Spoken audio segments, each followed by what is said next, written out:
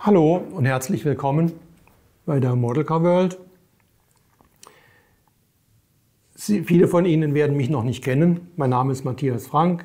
Ich arbeite seit 30 Jahren mit Modellautos, bin seit 25 Jahren bei Prekina in verantwortlichen Positionen und seit der Übernahme Prekinas durch die Model Car World im Jahre 2019 gehöre ich auch zur Konzernmutter sozusagen, zur Model Car World.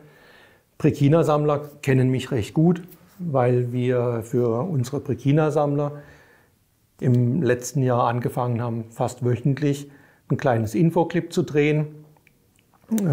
Viele fanden es klasse und haben das bemängelt, dass es so Infoclips noch nicht in den größeren Maßstäben gibt.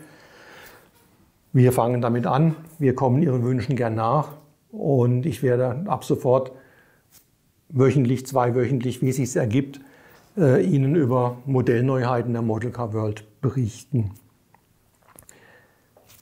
Ich kann die Prekina-Sammler beruhigen. Prekina-Clips wird es weiter nebenher wie gehabt auch geben. Das ist eine Ergänzung und soll die bisherigen Clips nicht ersetzen. Sie sehen hier auf meinem Tisch verschiedene LKWs. Größter Unterschied der LKWs liegt im Maßstab und darum soll es heute gehen. Ich möchte einfach ein bisschen erklären, woher die Maßstäbe kommen, wie sie sich entwickelt haben und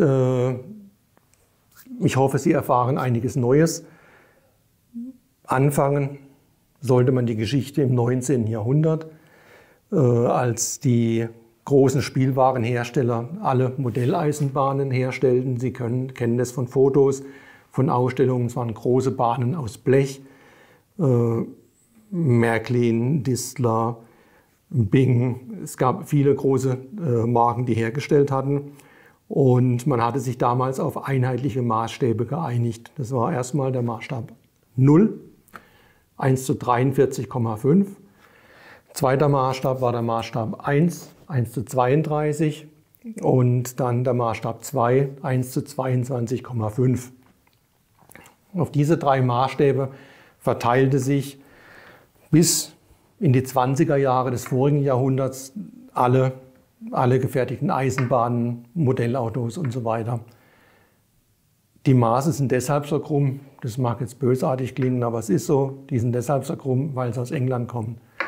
Und seit der industriellen Revolution war eben bei der technischen Normierung England führend und deswegen haben wir europaweit die Maßstäbe damals von den Engländern übernommen. Von den bisher genannten Maßstäben, Spur 0, haben wir hier ein 1 zu 43 Modell, war bei der Modelleisenbahn führend bis in den 20er Jahren. Die Firma Bing auf die Idee kam, die Eisenbahnen sind so groß, da können nicht alle damit spielen. Auch die, die das Geld haben, sich eine Eisenbahn zu kaufen, haben dann nicht den Platz. Warum machen wir dann nicht einfach eine Tischeisenbahn? Sollte auf den Tisch passen, sollte kleiner sein. Und da man einen Bezug haben wollte zu den bisherigen Maßstäben, hat man einfach gesagt, wir halbieren den Maßstab 0. Wir machen aus 1 zu 43,5 1 zu 87, haben somit eine halb so große Modellbahn und sind trotzdem noch im Normschema geblieben. Sie ahnen schon, halb so groß wie H0, also heißt der Maßstab halb 0, abgekürzt H0. So haben Sie jetzt auch noch mitgekriegt, wie der Name H0 entstanden ist. Nicht alle Maßstäbe haben sich aus solchen sinnvollen Rechnungen ergeben. Es gibt auch viele Maßstäbe, die quasi durch Zufall entstanden sind. Ein bestes Beispiel ist der Maßstab 1 zu 64. In England gab es ein Gesetz, da durften die Kinder in die Schule ein Spielzeug mitnehmen. Es durfte aber nicht zu groß sein, es musste in eine Streichholzschachtel passen. Die Tochter von Jack Odell. Jack Odell war in führender Funktion bei der Firma Lesney. Lesney war ein großer Hersteller in England verschiedener Spielwaren. Und die Tochter, wie gesagt, von Jack Odell war damals in der Schule und wünschte sich unbedingt, dass Papa ihr aus der eigenen Fabrik was macht, was in eine Streichholzschachtel passt und was sie mitnehmen darf. Jack Odell hat sich daraufhin hingesetzt und hat eine kleine Traktorwalze, eine Straßenwalze entwickelt und hat die in eine Streichholzschachtel getan und seiner Tochter mitgegeben, damit sie aus Papas Fabrik was in der Schule vorzeigen konnte. In der Streichholzschachtel, das englische Wort für Streichholzschachtel ist Matchbox, und schon war eine Gattung erfunden. Aus der Dampfwalze oder aus der Straßenwalze sind dann viele PKWs erfolgt und die PKWs, die sollten so groß sein, dass sie gerade in eine Streichholzschachtel passten. Die Ingenieure haben sie entwickelt und dann waren einige PKWs 1:68, 1:61, je nachdem wie groß. Und auch dann wollte man vereinheitlichen, da hat man gesagt, hey, wir liegen irgendwo bei 1:64. 1:64 ist halb so groß wie 1:32. Wir machen hier einfach den Maßstab halb 1 und 1:64. So haben wir einen schönen Kompromiss gefunden. Und so ist er im Prinzip aus Zufall der Maßstab 1:64 entstanden, weil eben ein PKW gerade in die vorgegebene Streichholzschachtel passte. Auch der Maßstab 1:18 ist mehr oder weniger durch Zufall entstanden. Bei Burago gab die Geschäftsleitung den Auftrag, baut mir große Sammelmodelle. Nicht so kleine Sachen, wie es sonst gibt in 43, 87 oder 64. Baut mir was richtig Großes, was darstellt. Die Ingenieure gingen dran, hatten auch noch im Hinterkopf, wir müssen uns irgendwo an die bisherigen Normen halten und hatten einen Rolls-Royce konstruiert im Maßstab 1:22,5. Klar, 22,5. Warum? Ist der alte, im vorigen Jahrhundert definierte Maßstab der Spur 2.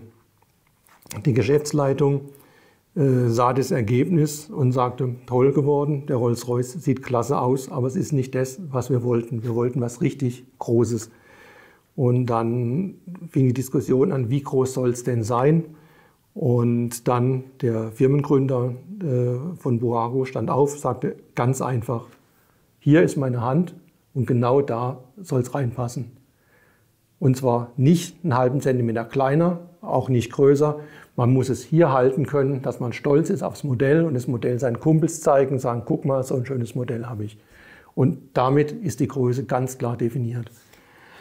Das nächste Modell, was anstand bei Burago, war der Mercedes-Benz SSKL.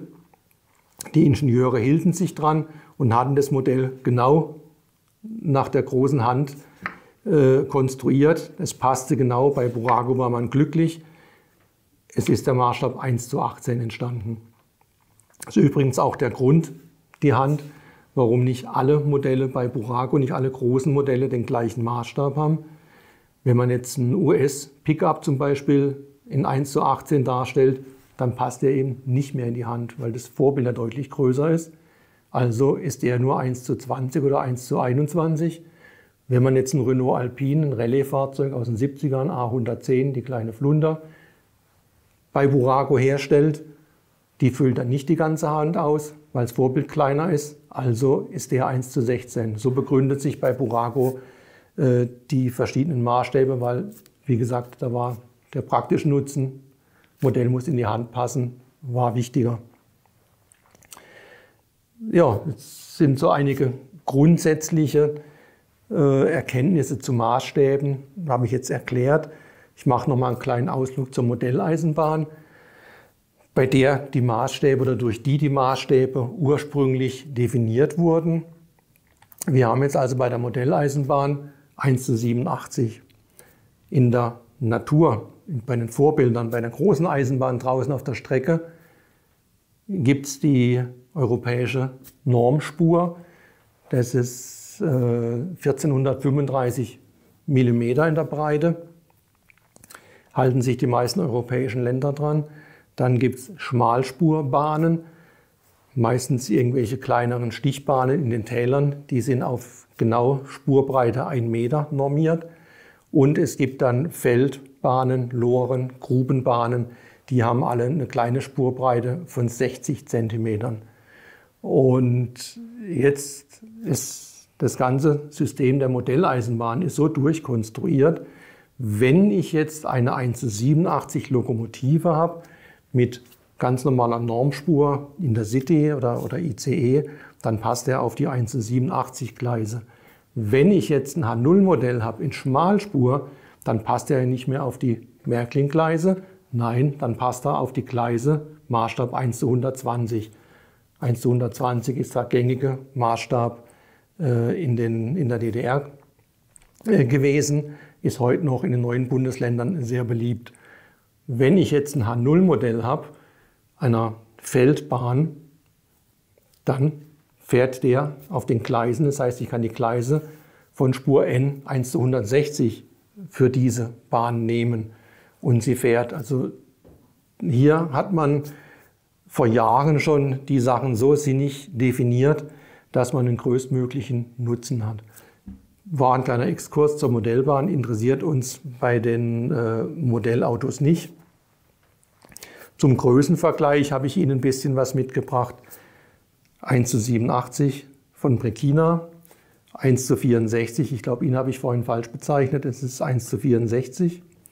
Hier haben wir zum Vergleich ein Mack in 1:43 und als Highlight haben wir dann noch